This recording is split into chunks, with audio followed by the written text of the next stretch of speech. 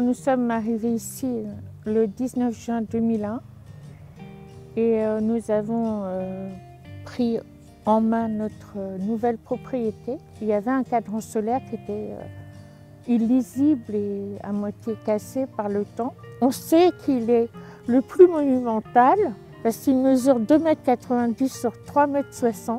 Il avait une devise écrite, mais elle est écrite avec des lettres que personne ne connaît.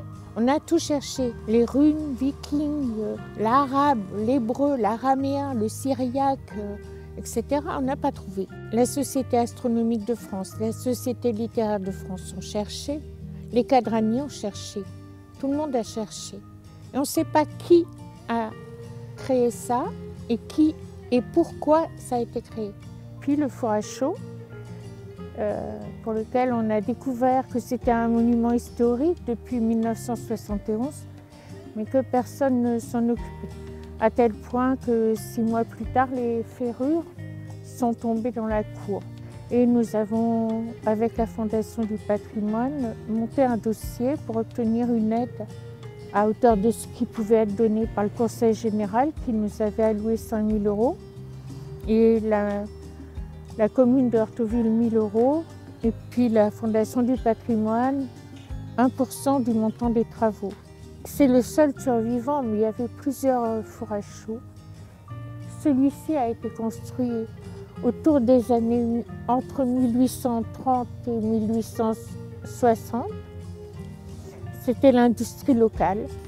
L'un des propriétaires de ce four à chaud, Auguste Sabatier, possédait un bateau, un sloop.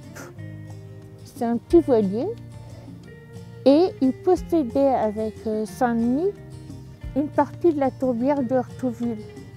Alors la tourbe était aussi un bon matériau pour chauffer la chaux et la fer. Et M. Sabatier, avec son sloop, chargeait soit la tourbe pour venir ici, soit la chaux pour l'emmener à Rouen.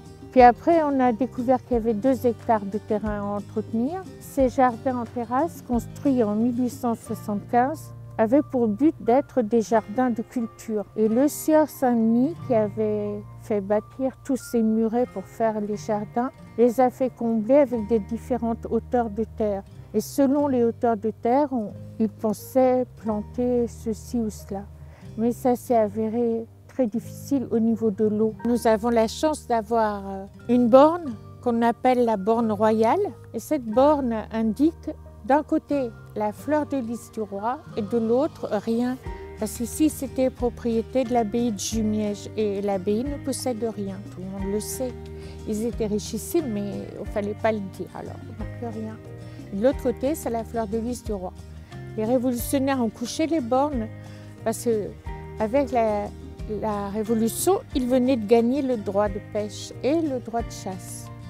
Nos visiteurs montent presque tous là-haut, voir la borne et aussi prendre des photos depuis la borne. Parce que depuis la borne, la vue est magnifique. Sur le méandre de la Seine, vue d'en haut, c'est magnifique.